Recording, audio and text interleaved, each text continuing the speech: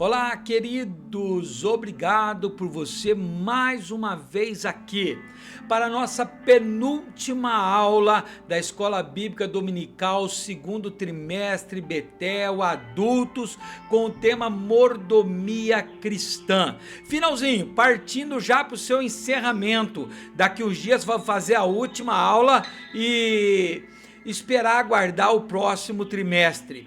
Se vocês quiserem, se for da vontade de vocês, coloque no comentário para mim que eu faça um resumo de todas as 13 lições. Eu tento fazer uma aula, ela vai ser um pouquinho maior, como foi feito no trimestre passado, mas aí eu vou abordar rapidamente todas as 13 lições. Seria muito bom, isso é bom para nós, mas eu quero te convidar a ficar aqui comigo. Se gostar, não dá ainda não dê um like ainda não, aguarda um pouquinho. Se você gostar da aula, se ela for boa para você, aí você dá um like, compartilha, manda para as salas, manda para todo mundo, que Deus é maravilhoso, queridos. Então vamos lá, vamos orar para começar? Olha, eu não estou entendendo por que a minha câmera está ficando assim quando mexe. Alguém sabe por quê? Mas vamos lá. Querido papai, maravilhoso Deus, Espírito Santo, invocamos o teu santo nome, Senhor, a tua santa presença, ó Espírito, que és o ajudador, és o Deus que interpreta para nós as Escrituras. Ajude-nos a ter uma aula impactante, uma aula que podemos, Senhor, aprender tudo aquilo que nós ansiamos, ó Pai. Fala conosco, Espírito Santo, seja o meu professor, é o que te pedimos em nome de Jesus, amém e amém. Prontos para começar a aula? Vamos lá então? Deixa eu pegar já um marca-texto para começar aqui. Então vamos lá, lembrando, Betel Dominical é a nossa revista de adulto, com o tema deste trimestre, quase acabando, Mordomia Cristã, a gratidão e fidelidade na administração dos recursos que Deus nos confiou. Olha o tema da lição de hoje, lição 12ª, que será aplicada nas igrejas no dia 22 de junho. O tema desta lição é a igreja e os necessitados. O chamado de Deus para cuidar das viúvas, dos mais vulneráveis. Querido, desculpa, até é que eu lembrei que na carta ao Tiago, ela é escrita que a verdadeira religião não é a Assembleia de Deus, não é a congregação cristã, não é a Deus e Amor, não é a quadrangular, não é a igreja católica. A verdadeira igreja, Tiago diz que é servir as viúvas, os órfãos, necessitados. Essa é a verdadeira religião, é essa que deveria mexer com o nosso coração. E é o tema que nós vamos estudar hoje, né? Texto áureo: e não vos esqueceis da beneficência e comunicação, porque com tais sacrifícios Deus se agrada. Hebreus 13:2. Quero já começar te chamando a atenção aqui, ó. Com tais sacrifícios. O que a palavra de Deus quer dizer? Que essa beneficência, que a benevolência, que a bondade e a comunicação é um sacrifício. Ou seja, ela não é feita de qualquer jeito, ela não é feita com facilidade, é sacrifício, é se sacrificar, queridos. E comunicação, eu costumo dizer para um grupo de formação de obreiros que eu tenho aqui no WhatsApp, que a característica fundamental de um bom obreiro é a comunicação. Sem a comunicação, ninguém serve para ser um bom obreiro. A palavra está dizendo isso. Verdade aplicada: atenção e cuidado integral com o ser humano devem fazer parte dos valores dos discípulos de Cristo. Objetivo da lição: primeiro, saber que, assim como Jesus, o cristão deve ser generoso. Segundo objetivo, ressaltar que ajudar o próximo faz parte da vida cristã. Terceiro, reconhecer o socorro aos necessitados como missão da igreja. Texto áureo, está lá em 1 Coríntios capítulo 8, nós vamos ler do 1 ao 6, e diz assim: também, irmãos, vos fazemos conhecer a graça de Deus para as igrejas da Macedônia. Como em muita prova de tribulação, houve abundância do seu gozo, e como a sua profundeza pobreza abundou em riquezas de sua generosidade. Porque segundo o seu poder, o que eu mesmo testifico, e ainda acima do seu poder, deram voluntariamente, pedindo-nos com muito rogo a graça e a comunicação deste serviço, que se fazia para com os santos. E não somente fizeram como nós esperávamos, mas também a si mesmos se deram primeiramente ao Senhor e depois a nós, pela vontade de Deus. De maneira que exortamos a Tito que, assim como antes tinha começado, assim também acabasse essa graça entre vós. É um texto lindo, é um texto maravilhoso, nós já falamos dele em outras lições. É só para nós darmos uma passada nele. A igreja da Macedônia era uma igreja que vivia dificuldades. Olha só que a palavra diz que ela vivia com sua profunda pobreza.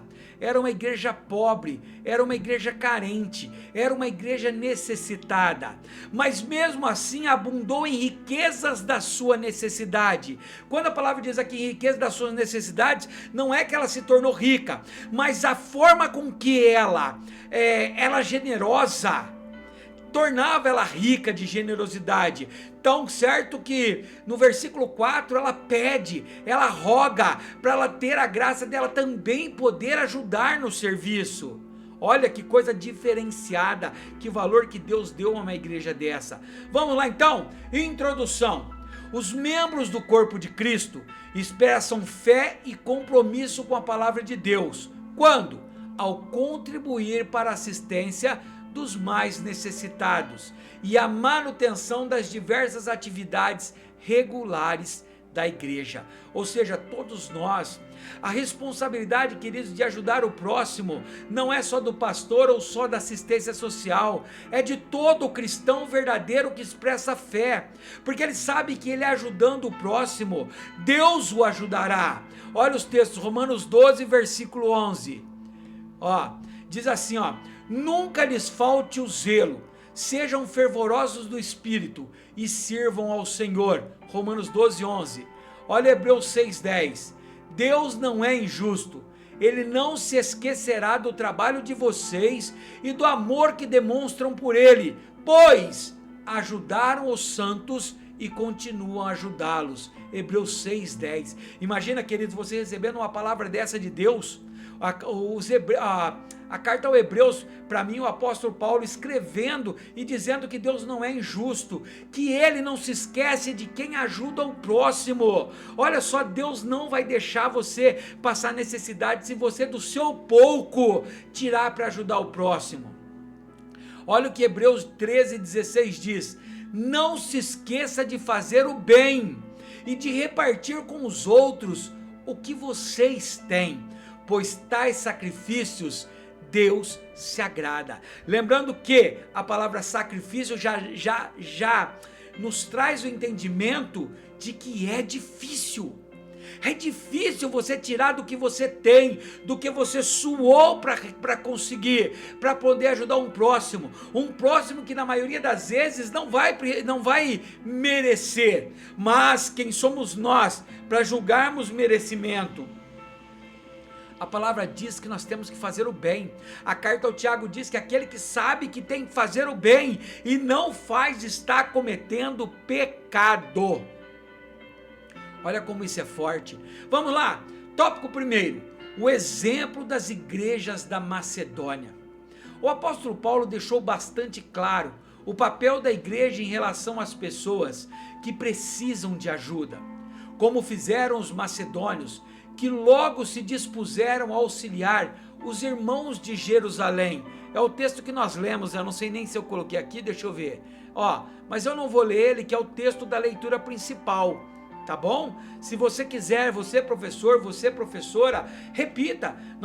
Na aula até dos adolescentes, falou muito sobre o conceito de repetição. Quanto mais nós repetimos, mais criamos axônios na nossa cabeça, células para poder fazer pensamento, para agitar o nosso cérebro. Então leia ela de novo, porque é o texto da nossa leitura aí, Para os crentes da Macedônia, seguir a Jesus incluía abraçar a causa de outros cristãos.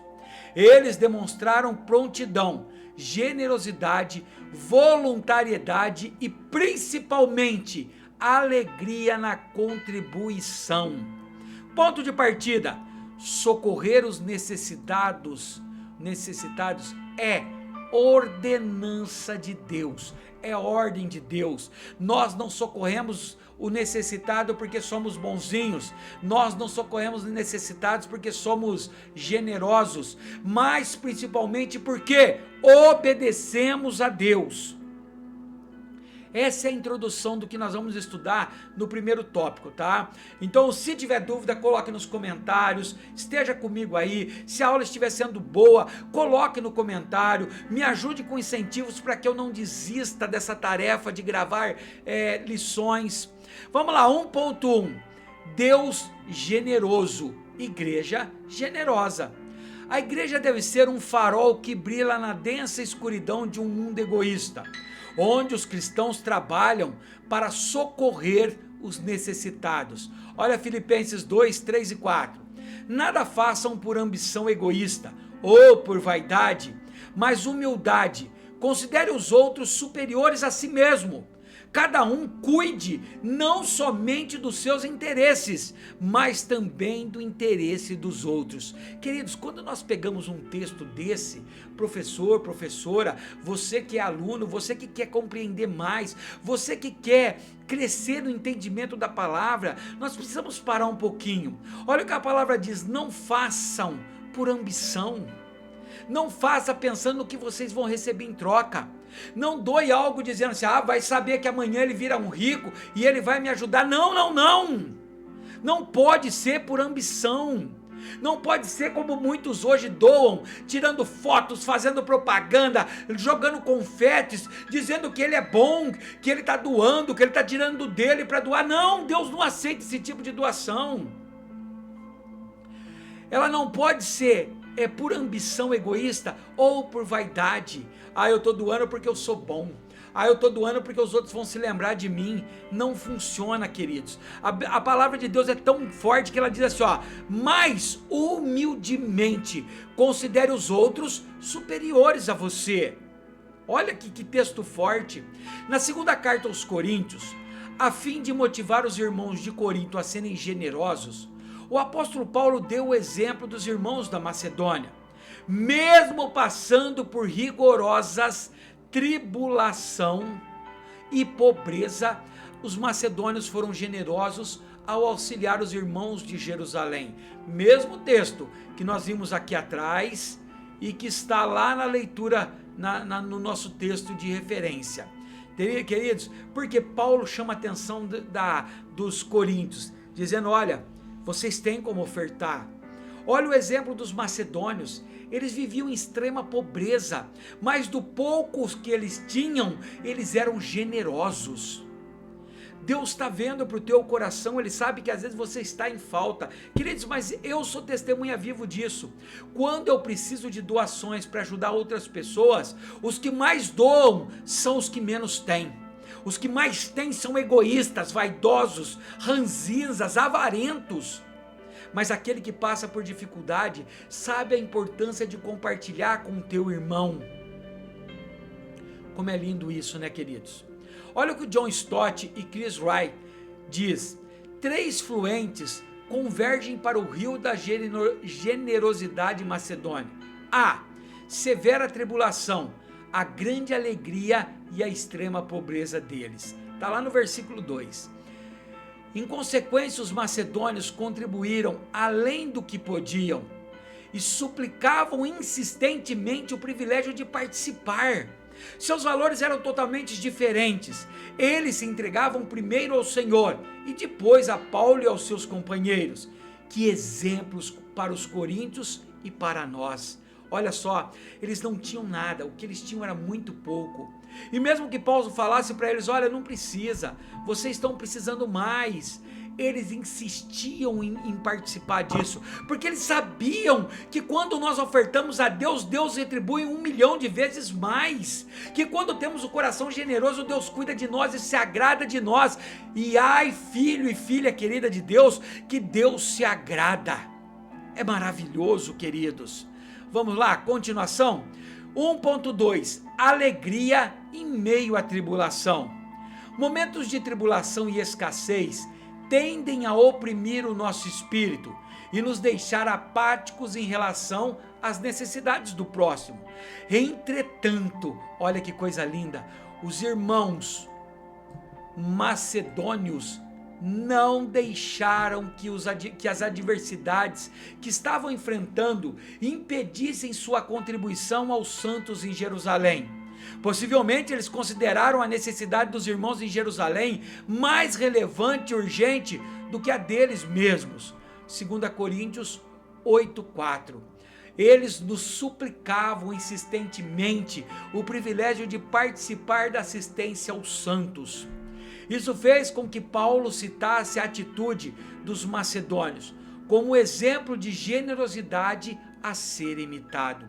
Tem pessoas, queridos, que sabem que quando ele faz isso de coração alegre e voluntário, Deus retribui muito mais. Eu conheço uma pessoa que já chegou para atender a necessidade de uma família, e ele, sem ter condição, a família tinha acabado o gás, e a família tinha crianças pequenas, precisava esquentar o leite, fazer comida, e ele não tinha condições de comprar um botijão de gás novo para aquela família. Ele chegou a retirar o seu botijão de gás do fogão, ficar ele próprio sem ter gás, para poder ajudar aquela família.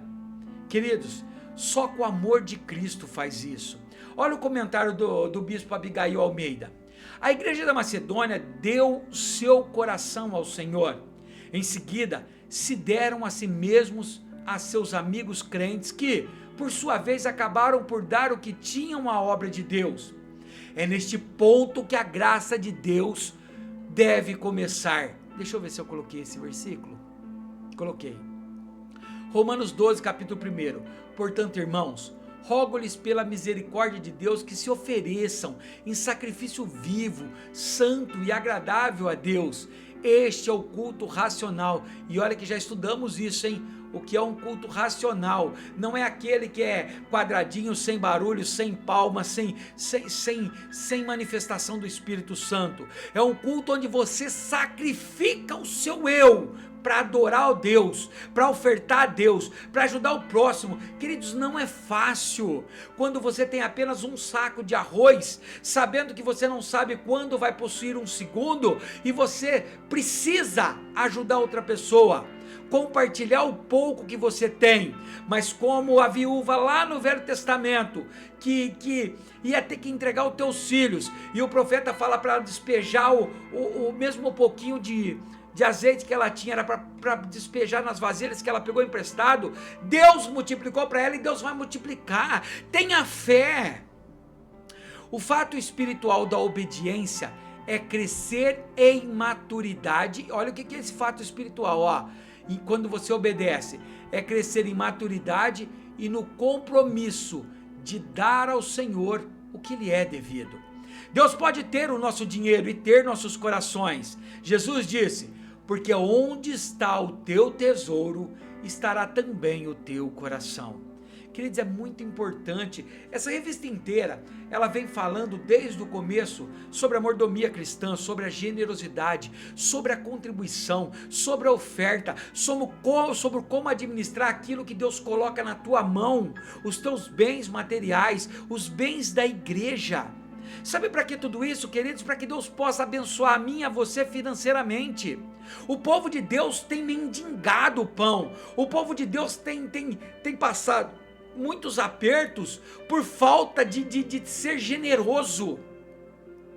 Porque Deus, Ele retribui. Ele diz que aquele que dá, Ele devolve uma medida sacudida, recalcada, transbordante. São promessas de Deus, e Ele disse: o meu coração está nas minhas coisas, na minha comida, no meu lar. O meu coração está lá também, se os meus bens, o meu tesouro for aquilo. Tópico 1.3, ajudando e sendo ajudado. A atitude liberal dos crentes da Macedônia reflete a confiança que tinham em Deus para suprir as necessidades deles. Enquanto ajudavam a suprir as necessidades de outros, embora estivessem enfrentando uma situação difícil, os macedônios se compadeceram também dos necessitados de Jerusalém. Novamente aquele texto, né? Eles suplicavam insistentemente o privilégio de participar da assistência dos santos. Queridos, nós só suplicamos para ajudar, para fazer parte, para estar envolvido em algo assim, quando temos certeza que Deus vai nos recompensar, quando pela fé sabemos que Deus não vai deixar você mendigar, que Deus não vai deixar você sentir falta do pão. Pode ser que você só tenha arroz, mas nunca vai faltar comida na tua mesa, se você for generoso, se você for generosa. É promessa de Deus. Não acredite só na promessa que Jesus voltará, não acredite só em alguns tipos de promessa, acredite na Bíblia inteira, nesse livro de promessas. Quando você se torna obediente, a sua fé aumenta. A graça de Deus derramada sobre os crentes da Macedônia fez com que eles insistissem com Paulo para contribuir, e fizeram isso do que podiam. Olha 2 Coríntios 2, 8, versículos 2 e 3, também do texto, todo o nosso texto hoje, o nosso estudo está sendo embasado na leitura de referência. No meio da mais severa tribulação, a grande alegria e a extrema pobreza deles transbordavam em rica generosidade, pois dou testemunho de que eles deram tudo quanto podiam, e até além do que podiam, por iniciativa própria. Paulo está falando assim para os coríntios. Paulo está escrevendo, vamos entender primeiro o contexto, vai? Paulo está escrevendo a segunda carta ao Coríntios. A segunda carta aos Coríntios é uma carta considerada uma carta de repreensão. A primeira carta, Paulo, é uma carta de instrução, desculpe. A primeira carta aos Coríntios, Paulo chama muito atenção. Eles estavam vivendo de qualquer jeito, eles estavam até na Santa Ceia fazendo festa, embriagando, e Paulo chama uma atenção pesada. Na segunda carta aos Coríntios, ele já vem mais maciando, mais devagar, mais dizendo que entendeu, e ele vê que a igreja de Coríntios não ofertava, era uma igreja grande, próspera, e não ofertava, e aí ele traz a importância da oferta. Queridos, muitas vezes o teu pastor prega na igreja sobre ofertas, ele tenta arrecadar ofertas, não é para ele ficar rico, queridos, a oferta é para te abençoar também. Você acha que se ofertar não trouxesse riquezas, teria tanto crente nas igrejas neopentecostais que imploram ofertas? Eu sei que de um jeito errado, porque eles ensinam de um jeito errado, enquanto os seus líderes se enriquecem às custas do pobre. Mas aqui Paulo estava dizendo que, olha, eles sabiam que a igreja de Jerusalém estava passando necessidade, então eles pegavam do pouco que eles tinham, até do que eles davam mais do que podiam, mas eles sabiam que Deus ia retribuir. Essas atitudes de desprendimento fez com que o apóstolo Paulo exortasse a igreja de Coríntios a também abundar na graça, auxiliando os cristãos que estavam enfrentando escassez. Olha o que eu ensinei, você tem que ter aprendido aí. A igreja deve ser um farol que brilha na densa escuridão de um mundo egoísta. Ou seja, que a igreja, que o ser humano, não só a igreja, que você que contribui, você é um farol, você é luz para esse mundo, você que se compadece da pobreza do teu irmão, da dificuldade do teu irmão, Deus vai te abençoar. Vamos lá? E aí, já entrando no tópico 2, olha lá o foco da lição. Para os crentes da Macedônia, seguir a Jesus incluía abraçar a causa dos outros cristãos. Eles demonstraram prontidão, generosidade, voluntariedade e alegria na contribuição. Ei, quero te fazer uma pergunta. Na Santa Ceia da tua igreja, o pastor, a direção, pede arrecadação para montar cestas básicas para ajudar as famílias carentes que não têm o que comer? Se pede, você tem contribuído? Você tem ajudado com o quê? com o melhor da tua casa, com o melhor do que você tem, ou com o resto, como eu já ouvi falar de pessoas estarem levando para a igreja mantimentos vencidos, encarunchados, abertos. Misericórdia, queridos. Tópico 2, vamos lá. E aí, eu já estou merecendo um like? Essa aula tá boa? Tá agregando na tua sabedoria alguma coisa? Para você que é professor, que é professora, ela está te dando argumentos para que você possa ministrar uma aula melhor para os teus alunos? Eu quero falar uma coisa, parabéns você, que é professor e professora, que está preocupado em assistir essas aulas, querendo agregar mais informações para a tua aula que você vai aplicar. Vou te dizer, eu conheço vários professores e 90% deles não faz isso. Deixam para a última hora, fazem de qualquer jeito ou pensam que sabe de tudo. Não são humilde o suficiente para agregar mais informações. Vocês não sabem, mas eu também assisto outras aulas para poder fazer esta aula e aplicar também na escola. Eu sou um eterno apaixonado da escola bíblica dominical. Estou inclusive doido para comprar um livro que a CPAD publicou recentemente, mas ainda não está dentro da minha finança, mas vou comprar logo eu vou comprar, devagarinho Deus vai me ajudando, enquanto eu vou ajudando outras pessoas. Tópico 2, igreja cristã, um lugar de acolhimento.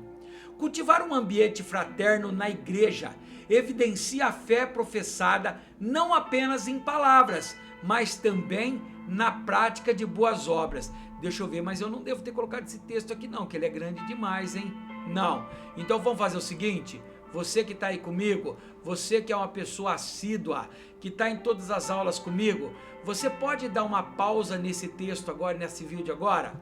Colocar uma pausa aí, abrir a tua Bíblia na carta de Tiago, capítulo 2, e ler os versos 14 a 16. Você pode fazer isso para que você entenda mais, para que você tenha um conceito maior, para que você entenda isso que foi dito aqui, que o amor fraterno da igreja, queridos.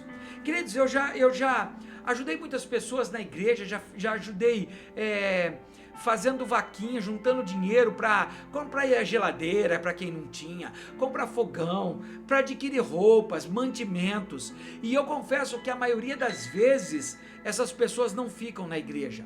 Quando elas têm o que elas querem, elas vão embora. Mas eu não tenho que ajudá-las querendo, obrigando que elas fiquem na igreja. O meu papel como cristão, o teu papel como cristão é socorrer o necessitado. Não importa se ele vai ficar ou não.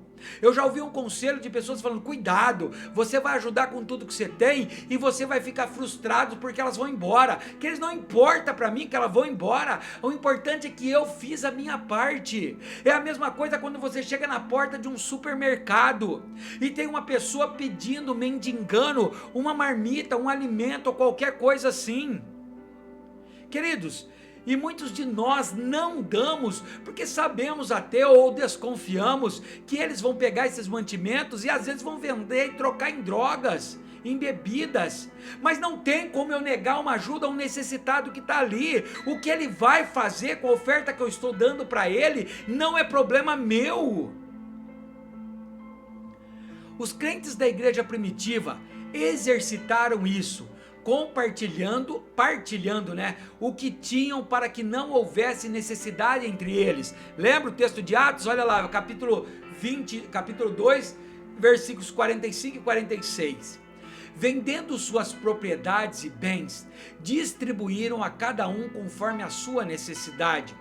Todos os dias continuavam a reunir-se no pátio do templo, partiram o pão em suas casas e juntos participavam das refeições, com alegria e sinceridade de coração. Ou seja, o amor de Cristo era tão grande na vida deles, a graça, o agradecimento pelo que Deus estava fazendo era tão grande, que eles não aceitavam alguns comerem e outros não, alguns terem mais que outros. Então eles vendiam tudo que tinham e repartiam entre todos. Se um vai comer, todos comem. Se um não comer, ninguém come. 2.1 Igreja, exemplo do amor de Deus. Ao oferecer a vida a Cristo, sendo alcançados pelo amor e pela graça de Deus, somos chamados a ser uma bênção na vida dos que estão à nossa volta. Lucas 12, versículo 33. Venda o que tem e deem esmolas. Façam para vocês bolsas que não se gastem com o tempo. Um tesouro nos céus que não se acabe, onde ladrão algum chega perto e nenhuma traça destrói. Olha só o que Jesus estava aconselhando. Queridos, muitos de nós temos gastado nosso dinheiro com vaidade, com coisas sem necessidades, coisas supérfluas, e o dinheiro que nós gastamos com isso poderia estar alimentando uma criança.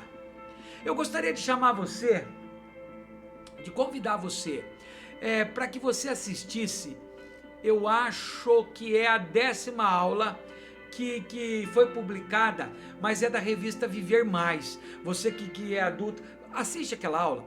Aquela aula vai falar sobre missão, sobre ajudar aqueles pobres que estão passando necessidades. Lá naquela lição tem 2 vídeos que eu anexei lá, sobre ajuda financeira lá em Moçambique.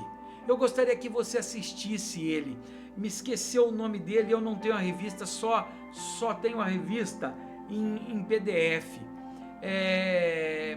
Eu vou colocar o link aqui embaixo, tá? Assiste esse vídeo, tá bom? Vamos lá? Certamente a principal missão da igreja é proclamar o evangelho a toda criatura. Isso é óbvio, né? A principal missão, porque está lá em Marcos 16:15, que nós já vamos ver, e Mateus 28, é a grande comissão, olha lá, ó.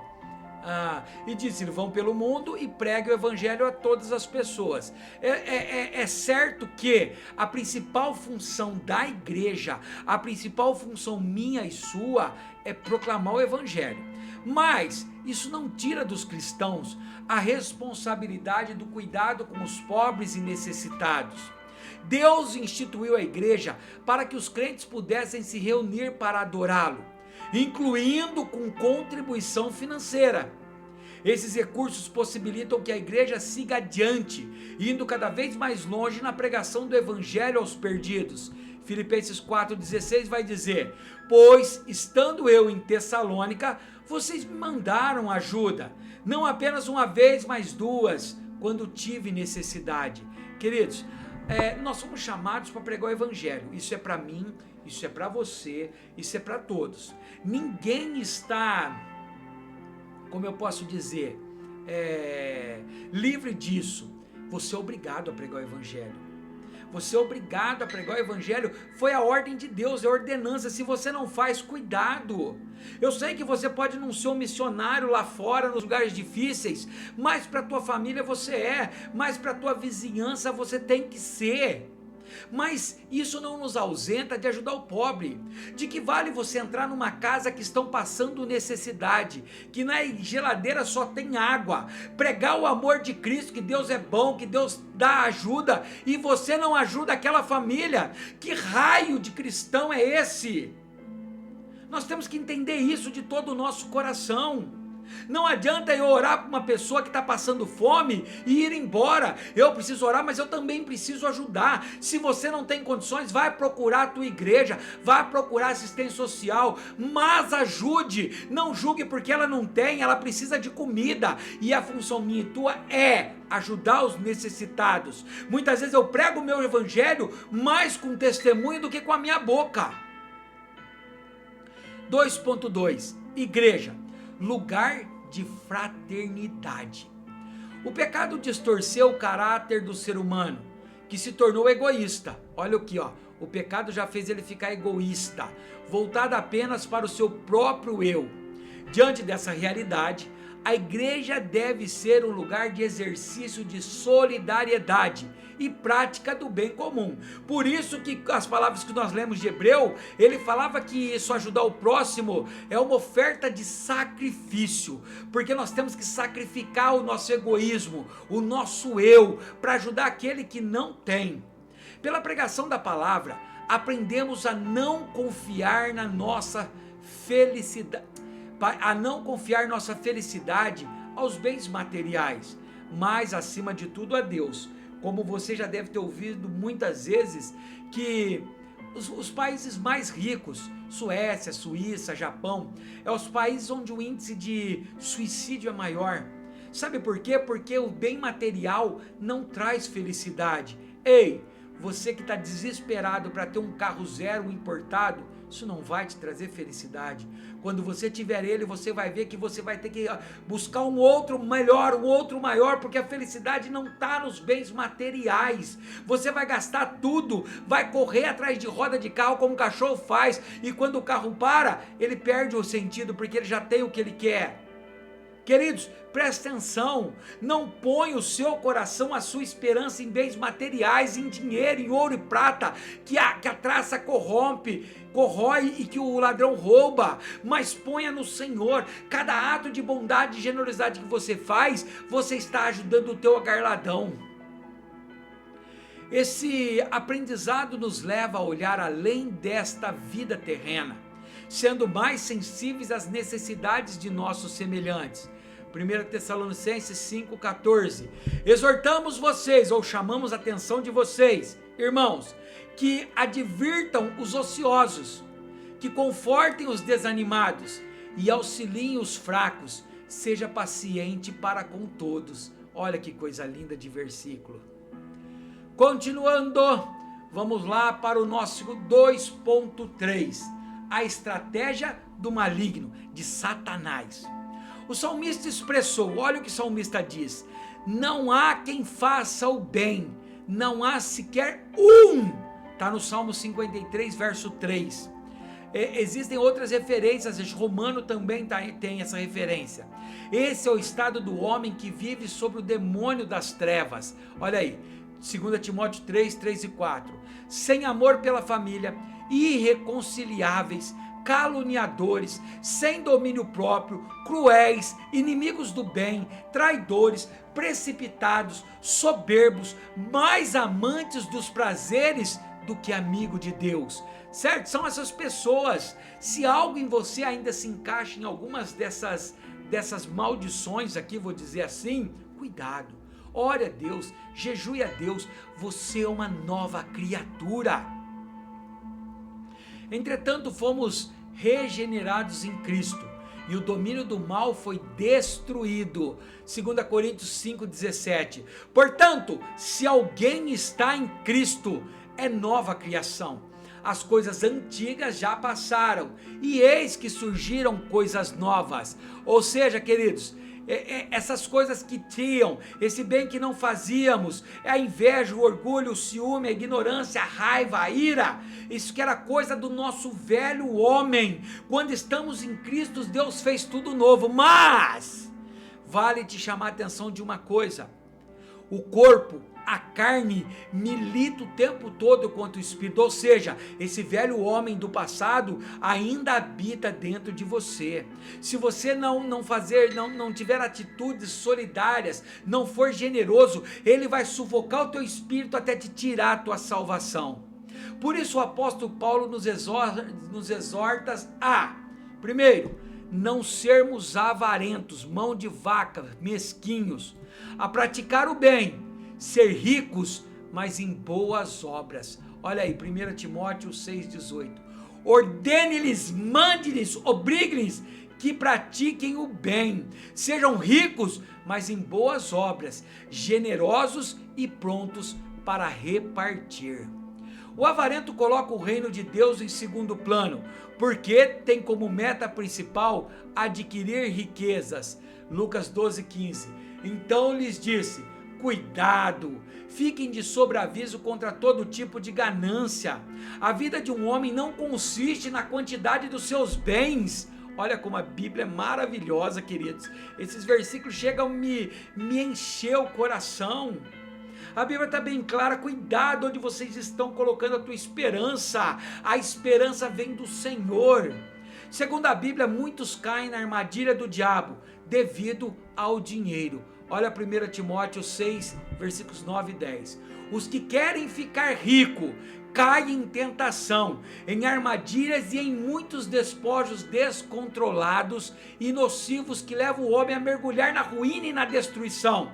Pois o amor ao dinheiro, olha só, o amor ao dinheiro é a raiz de todos os males. Algumas pessoas, por cobiçarem o dinheiro, desviaram-se da fé e se atormentaram a si mesmo com muitos sofrimentos. Não que a Bíblia está condenando você de ser uma pessoa próspera, rica, não. O que ela condena é o amor ao dinheiro, é colocar o dinheiro acima de tudo na tua vida, é trabalhar dia e noite pensando em se enriquecer. Queridos, a Bíblia diz assim: quer ser próspero? Josué capítulo 1, versículo 9, medita na palavra dia e noite e você será próspero. A prosperidade está aí, a prosperidade está em ter uma vida linda, em paz, e dinheiro para que você necessite. Isso não é vaidade. Então seja generoso na obra e Deus vai te colocar no muito. Olha o que o bispo Abner Ferreira diz: avareza significa apego sórdido ao dinheiro para acumular. Esse amor excessivo ao dinheiro acaba gerando afeições perversas que dissimulam a consciência e contaminam a análise real entre o bem e o mal. Em resumo, o que a sociedade atual propaga é que ser feliz é sinônimo de possuir. Assim, cada vez mais pessoas querem possuir o que o seu coração almeja. Esse pensamento faz com que milhares de indivíduos sejam atraídos ao pecado da avareza. Ou seja, o dinheiro, querido, é a raiz de todos os males. Quando o Mamon, o Deus do dinheiro, te domina, acabou a tua vida. Você vai trabalhar até perder a saúde. Tem um ditado que diz, né? Que perde a saúde para ganhar dinheiro e depois perde o dinheiro para tentar recuperar a saúde, mas não consegue mais. Queridos, não é isso que Deus tem para nós. Olha o que eu ensinei, olha, vamos ver se você entendeu isso. O pecado distorceu o caráter do ser humano, que agora se tornou egoísta, voltado apenas para o próprio eu. Quantas vezes nós não ajudamos o próximo porque achamos que vai fazer falta para nós? Às vezes as nossas despensas estão abarrotadas, perdendo, estragando, mas o nosso eu impede de ajudar o próximo. Vamos lá, terceiro e último tópico desta lição, da penúltima lição deste trimestre.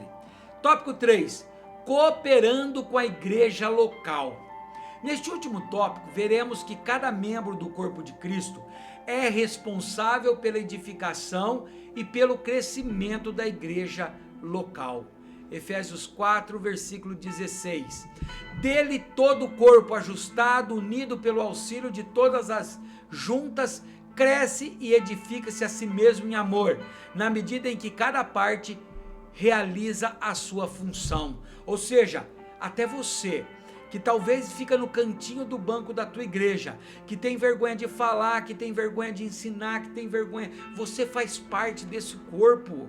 Talvez Deus tenha te chamado mais com um dom de misericórdia, de ajudar acima dos outros, de compartilhar o que você tem. O que eu espero é que o Espírito Santo te toque a todos nós, para que nós nos tornemos mais generosos com os outros e menos julgadores.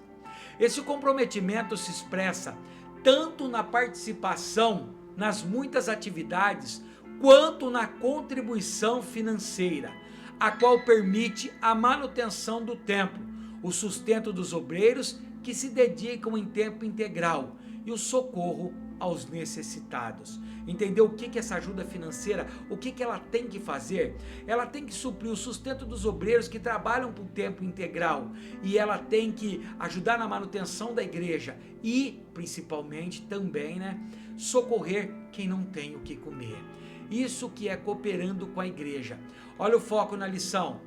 Cultivar um ambiente fraterno na igreja evidencia a fé professada, não apenas em palavras, mas também na prática de boas obras.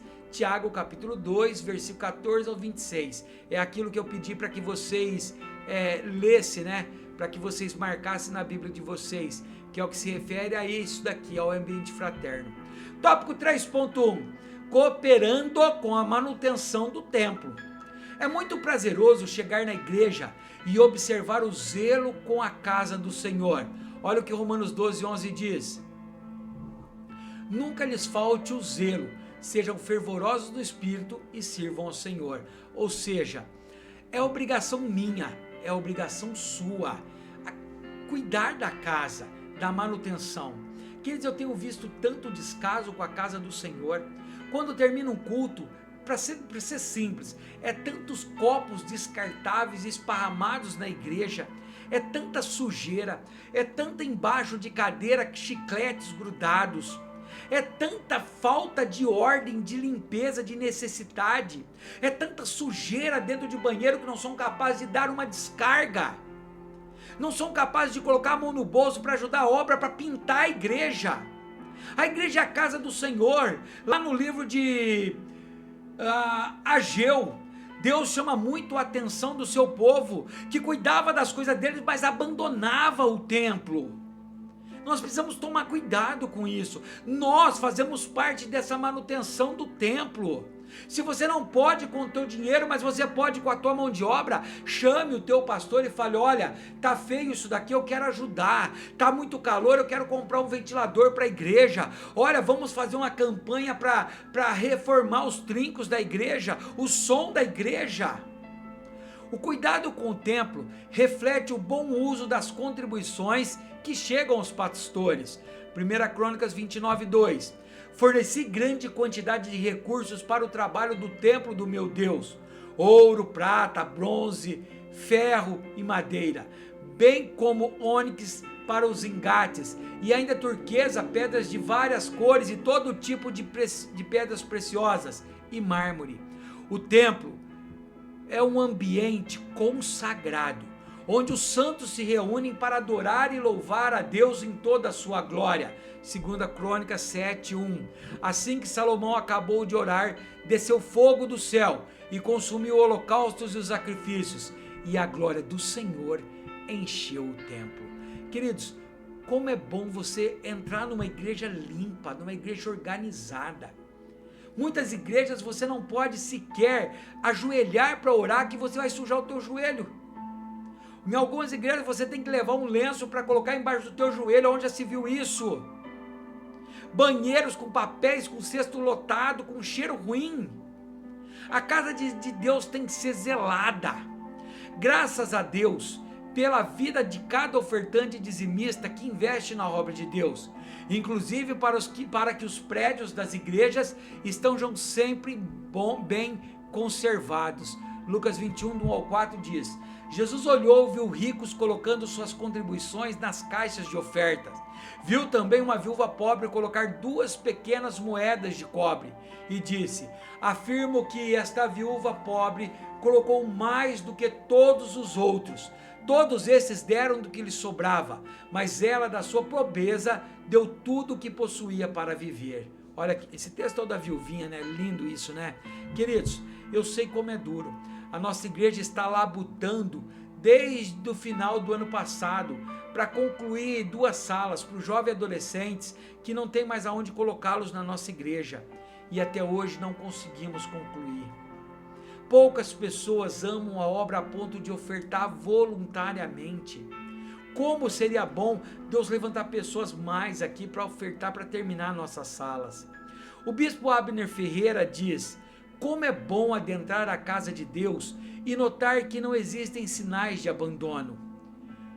Eu até repliquei ali em cima, né? Poeira, goteiras, enfim, ver que tudo está arrumado. Assim podemos dizer como o salmista: uma coisa pedi ao Senhor e a buscarei, que eu possa morar na casa do Senhor todos os dias da minha vida, para contemplar a formosura do Senhor e aprender no seu santo templo. Salmos 27, verso 4. Tópico 3.2. Cooperando com o serviço ministerial. O obreiro é digno do seu salário. Lucas 10, 7 vai dizer: fiquem naquela casa e comam e bebam o que lhes derem, pois o trabalhador merece o seu salário. Não fiquem mudando de casa em casa. Daí a necessidade de apoio ao serviço ministerial. Algumas pessoas acham que os pastores são pessoas tão iluminadas que não passam por dificuldades, mas a realidade não é bem assim. Os ministros de Deus são tão humanos quanto qualquer outro servo de Deus. O apóstolo Paulo disse: os presbíteros que governam bem sejam estimados por dignos de duplicada honra, principalmente os que trabalham na palavra e na doutrina. 1 Timóteo 5,17. Queridos, muitas vezes os nossos líderes, os nossos pastores, não recebem dinheiro da igreja. Sou totalmente contra isso. Para mim, a igreja sede tinha que bancar os seus obreiros, porque eles trabalham na obra, porque eles teriam que exercer o seu ministério com tempo integral, para que ele fosse perfeito, e tudo para Deus tem que ser perfeito. Mas muitas vezes, como é o caso da igreja que eu congrego, ele não recebe. E aí ele precisa trabalhar num serviço difícil para manter o mantimento da sua casa, a sua comida. E, queridos, não é fácil. Por isso que nós precisamos contribuir. Quando Deus tocar no teu coração, faça uma oferta voluntária ao seu pastor, ao seu líder. Dê uma doação generosa para ele. Você vai ver Deus te retribuindo. O bispo Abner Ferreira diz: a vida de um ministro do evangelho consiste em anular a própria vida em prol do seu ofício, visitar os doentes, aconselhar, ministrar a palavra de Deus, orar por todos, cuidar, preservar e administrar a igreja, capitanear o ministério da igreja, cuidar de si, da sua família, etc. Muitas dessas atividades não são percebidas pelos membros da igreja, deixando o ministro desamparado. Deus sempre demonstrou cuidado com os seus sacerdotes, tanto no Antigo quanto no Novo Testamento. Olha lá, 2 Crônicas 31:4. Ele ordenou ao povo de Jerusalém que desse ao sacerdote e aos levitas a porção que lhes era devida, a fim de que pudessem dedicar-se à lei do Senhor. Olha Gálatas 6:6. O que está sendo instruído na palavra, partilhe todas as coisas boas com quem instrui. Ele nos orienta a abençoarmos, aqui ó, ele nos orienta a abençoarmos os seus ministros, apoiando-nos financeiramente, orando por eles e intercedendo para que o Senhor lhes dê graça e sabedoria. Último tópico desta 12ª lição, 3.3, cooperando com os necessitados. Em geral, as igrejas socorrem os necessitados, sejam eles crentes ou descrentes. Exemplo disso são as visitas aos hospitais, as palavras de consolos levadas em sepultamentos e a distribuição de alimentos. Quando ocorre alguma catástrofe, as igrejas cristãs logo se mobilizam para prestar auxílio às vítimas. Sendo assim, o trabalho social e filantrópico faz parte da comunidade cristã como um todo. No Ministério de Madureira, por exemplo, é uma prática comum ajudar famílias carentes com a doação de cestas básicas. As primeiras comunidades cristãs partilhavam até bens materiais, de maneira que nenhum de seus membros passava por necessidade. Não havia pessoas necessitadas dentre eles, pois o que possuíam terras ou casas as vendiam e traziam o dinheiro da venda. Conemar, de Rio de Janeiro, 50 anos. O dia 21 de outubro de 1941 marcou o início dos trabalhos femininos na Assembleia de Deus em Madureira. A iniciativa nasceu com o objetivo de atender uma das finalidades estabelecidas no Estatuto da Igreja: socorrer os membros necessitados. Hoje, esse trabalho é coordenado pela Confederação de Irmãs Beneficentes Evangélicas, a CIBE, que cuida de doentes, doa agasalhos, fabrica roupas para recém-nascidos, abriga senhoras em quartos na congregação de Irajá e envia ajuda mensal àquelas que não puderam ser abrigadas. Esses são alguns dos trabalhos prestados pelas Irmãs de Madureira, sob a liderança da missionária Zélia Brito Macalão, e com total apoio do pastor Paulo Leivas Macalão. Isso foi escrito, queridos, lá nos 50 anos atrás, em outubro de 41, mais de 50, né? Queridos, entenda que minha obrigação, tua obrigação, não só da igreja, é ajudar os necessitados.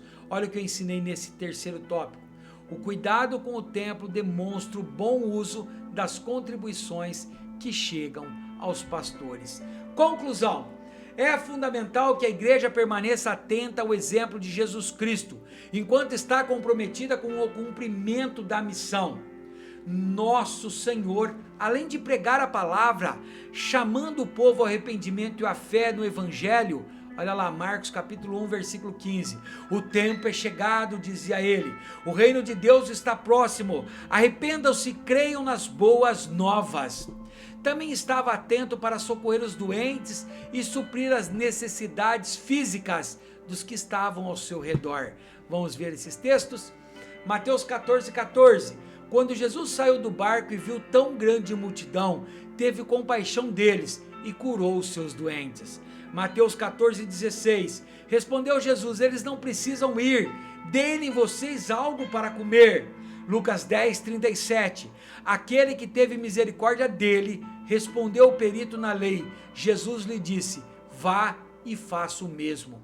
E Gálatas 2:10. Somente pediram que nos lembrássemos dos pobres, o que me esforcei para fazer. Queridos, é a nossa função, é a minha função, é a sua função. Quando você aprender que compartilhar o que você tem, ajudar o necessitado, é uma graça de Deus, é um privilégio, você vai ver quão bom serão as bênçãos de Deus na tua vida. Entenderam a lição de hoje? Tem um comentário para mim aí? Podem me ajudar republicando nas suas redes sociais, nos teus canais, pode mandar para outras pessoas, eu preciso de você.